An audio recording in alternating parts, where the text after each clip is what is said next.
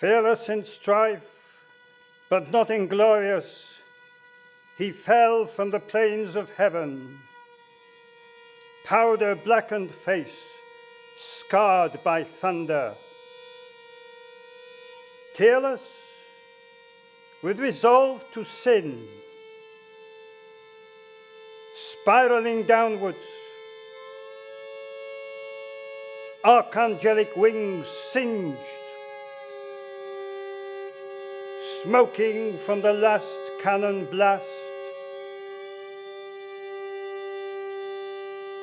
A tailed meteor flames lawless through the void of space.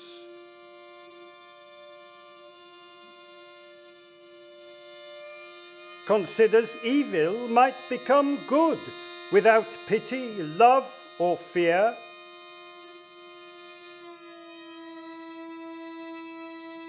A mind made crooked to maul and vex, torture into restless ecstasy.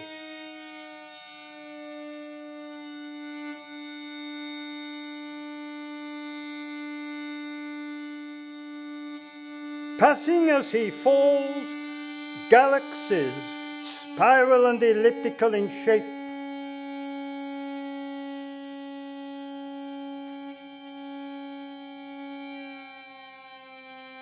still formed for eternity. Archangel's brightness mirrors each galactic halo.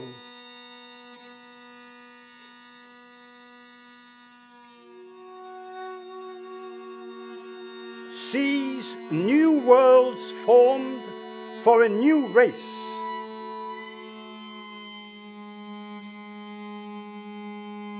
Lanterns of opal light in dark space where time began. Brows dauntless with courage consider hell in self, in air, in Earth's center, and the bottomless gulf of chaos. Weighs in weightless air his faults against his wrongs, accepts the dark reflection of deity as his lot, forever falling through universal silence.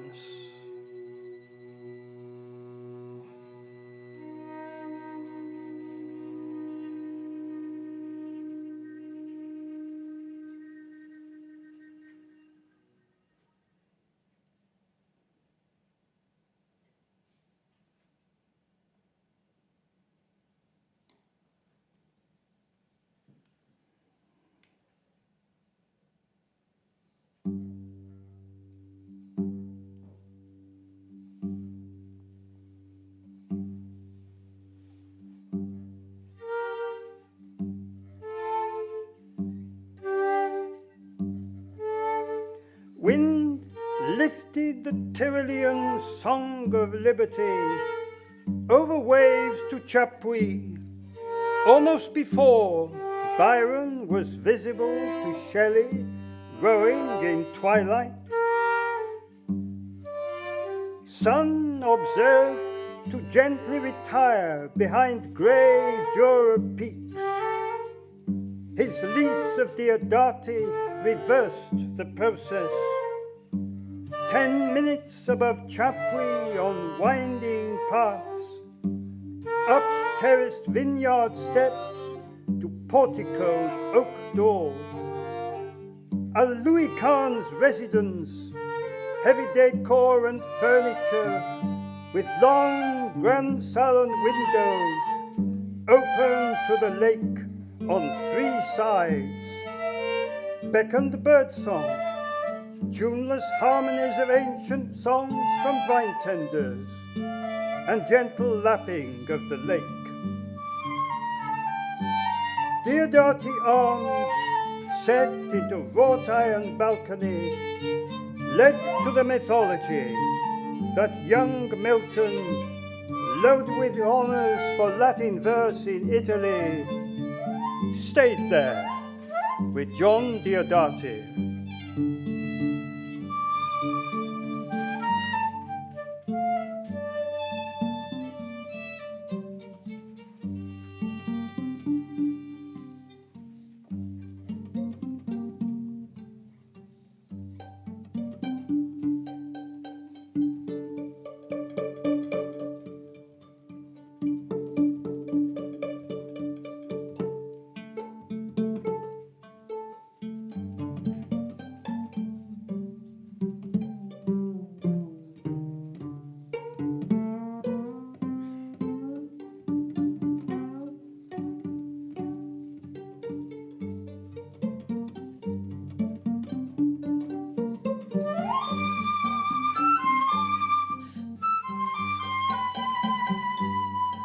June began with balmy sun, their keeled craft swift upon the waters, wind-induced exhilaration, Byron adding guttural grunts, Albanian songs.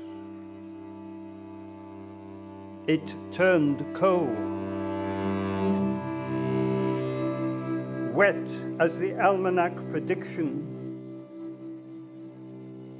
Astrologers warned of world's end. Astronomers noted bright sunspots. In candle-dark noon, rooks took roost. Silently, snow fell. Rivers scoured out bridge and road. Bloated animals floated by.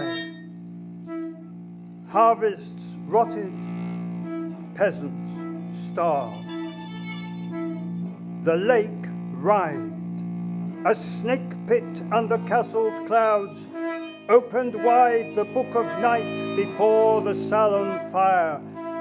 Shutters ajar, lake phosphorescent, lightning-illuminated rooms seem to float out of time, call spirits of the past, future sibyls to witness earthless, timeless moments between the thunder's roll, into which the poets cast Gothic tales, man as mere automaton, Erasmus Darwin's mud as origin of life, his vermicelli moving of its own volition.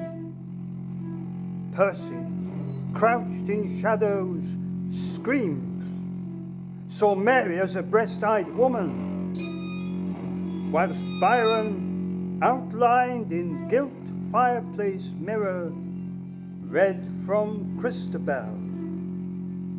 Her bosom and half her side, hideous, recalled a tree, vivified by thunderbolt. Dr. Polidori, a heart shocked into life. Byron, if a tree, why not a corpse? Aldini's conductors to ear and rectum of hung malefactor, jaw quivered, facial muscles contorted, left eye open, arms rose and fell, clenched fists beat violently on table, candle before lips expired.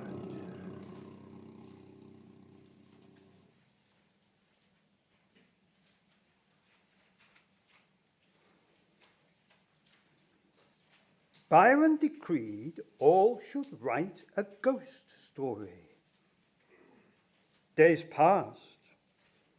Mary felt nothing but blank incapability until that waking dream. The pale student of unhallowed arts knelt before his hideous phantasm. A man stretched out, gigantic, stitched together, repulsive, as some powerful engine sparked half-vital motion.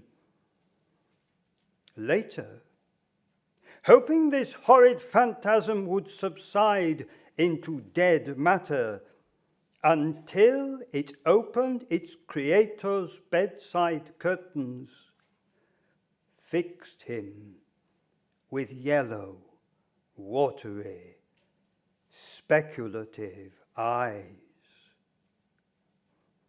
Victor, the name she gave to his creator, Perseus in youth, when he explored sources of life in charnel houses.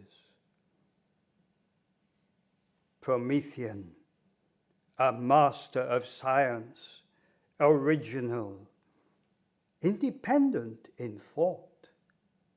A new divinity to usurp powers of creation, to dream like Father and Percy of human perfectibility. A falling away of marriage, law, the state, where reason with free will might triumph over the wild traditions of Geneva's Calvin, steeped in original sin, damnation predetermined, hearts weighed against the feather of truth, found wanting.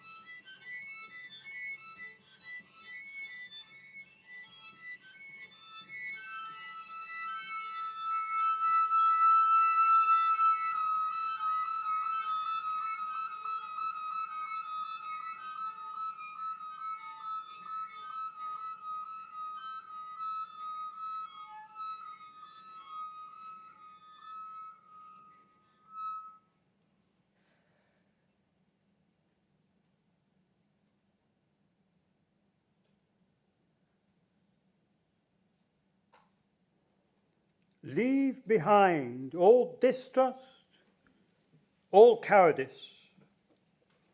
Boatman Morris, tiller to his rowing two-man crew. Two poets on the water. Percy clutches Rousseau's Julie, illicit romance letters along their lakeland tour. I must flee you, mademoiselle. A day's rhythmic pull over calm lake to Nerney. Misty waters purple in sunset. Seated on a wall, observe children play ninepins. Crooked, with enlarged goitered throats. One has exquisite grace, pride and gentleness. Byron gave him money. He smiled with silent, easy thankfulness. As dusk fell, both talked of childhood. Aberdeen, Newstead and Harrow, to New Place and Eton. Compared solitariness to sibling rivalries. Came jointly to that sense of adolescent isolation, precursor to the inner movings which mark the growth of poetry. Solitary as the moon which rose over the lake as they spoke. Air now damp, walked slowly to lodgings under stars. Their common, their bond a common task. Evian. Lightning from evening clouds, wretched inhabitants, diseased, poor, subjects of the Sardinian king, a despotic mischief. No passports, pompous official harried until Byron pulled rank. Mailerie, dined on honey, essence of mountain flowers and fragrances. Left Mailerie, violent wind, high waves, a chaos of foam, boat swamped, rudder broken. Each poet folded arms at the prospect of death. For Byron, a safe swim. For Percy, terror and humiliation. Somehow, safely delivered to Saint-Gingoux. Chillon, 7 columns, capitals to a curved stone roof, set with iron rings, fettered limits, where chains might become friends with time, unbreakable as links to Annabella, weight of marital disintegration, heart crushed, without prospect of meeting in this world or the next. A rotten beam hangs between 2 columns, black as its purpose. For Percy, love dies here. Reason becomes a last refuge for a chainless, unfettered mind and heart. Clarence, gathered roses in a love-saturated landscape, trees rooted in its tender power, passing the strength of storms, where Julien Saint-Preux walked amongst vineyards, copses of walnut and chestnut. Rousseau, in the fire and fickleness of his being, warned all not to seek them here. Sun retained on mountain tops of Vevey a half hour after sunset. Then shadows gather, Spectres from voiceless graves might walk unseen amongst them. Lausanne, Gibbon's house, detached and cold. The Lord of Irony saw history a register of crimes, follies, and misfortunes. Rome effete under Christian law, civic virtues pacified. A solemn sneer Percy could not abide. Byron gathered acacia leaves over decaying summer house where final epic words were written.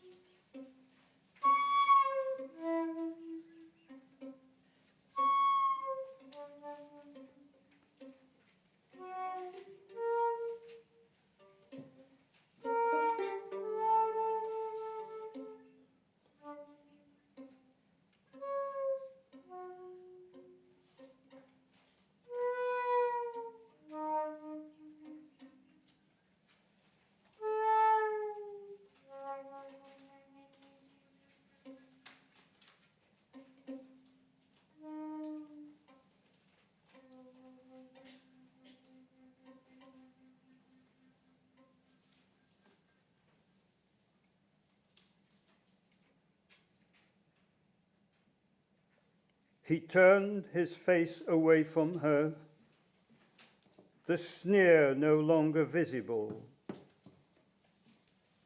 Tired of her, she bored him. Leaned with a dandy's nonchalant ease against the mantelpiece. Beneath that ease, Claire detected discomfort.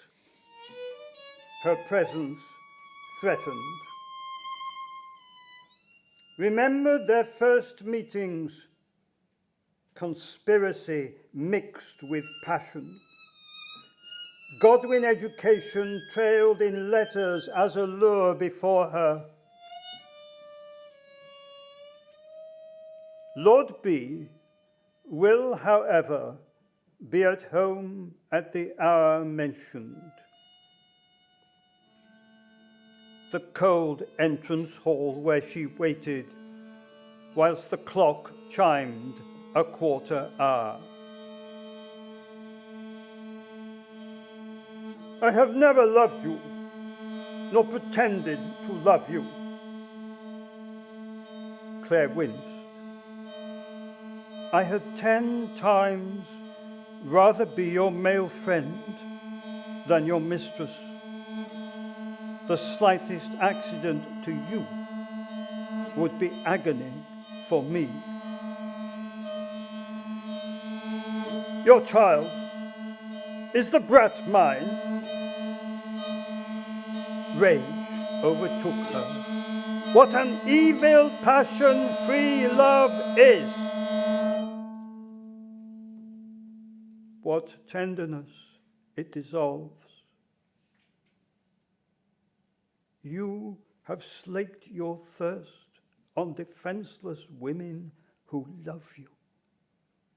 I am the victim of a happy passion of 10 minutes. Perfect, fleeting enough to discompose the rest of my life.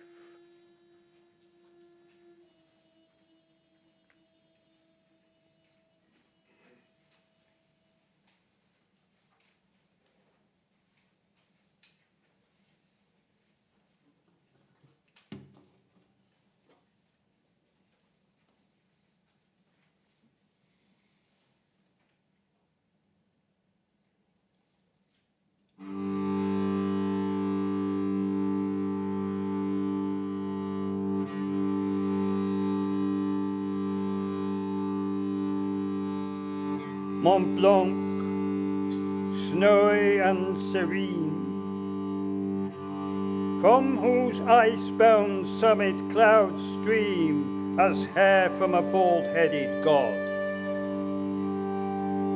Mutable as the waters of Arve sparkle and fall in sunlight, fluted froth of this same power released from tenacious glacial grip. Magisterial scope, where another Moses might kneel to receive the law, not in the clamor and contest of a domestic bazaar, but amongst the lonely nakedness of a dark, snowbound landscape. An immutable prospect for the English visitor, sensing divinity affirmed in Mont Blanc's soaring form, would take a shivering fit of morality. Percy, on the murder glass, noted horror-struck the inevitable nature of glacial progress. Torn and broken pines, strewn boulders, the gouged-out valley, a palace of death and frost, sculpted by necessity, where essays on his being were delivered by avalanche, torrent, rock, and thunder. This power, he mused, surrounds us as the unplucked lyre hanging in the breeze makes its own sound. His creed, running counter to them all, Percy questioned whether the mind's imaginings in silence and solitude were a vain echo, the vanity of a brief existence.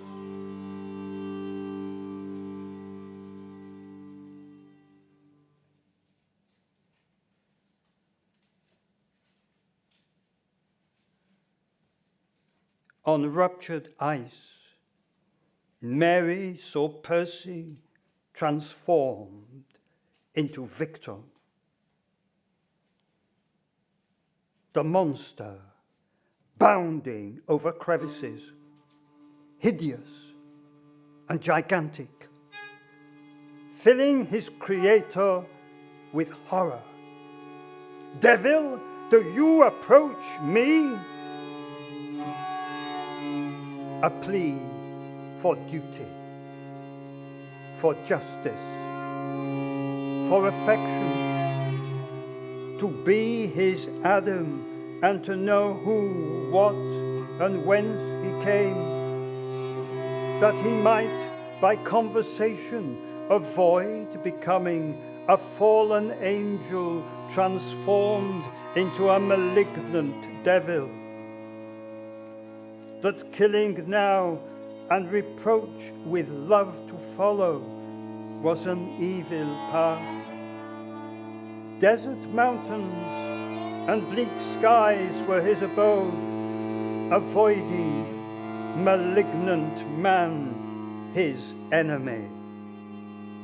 Victor, cursing both hands and day of his creation, was led reluctantly across the ice to ascend the opposite rock, enter a hut beside the fire to hear the monster's tale.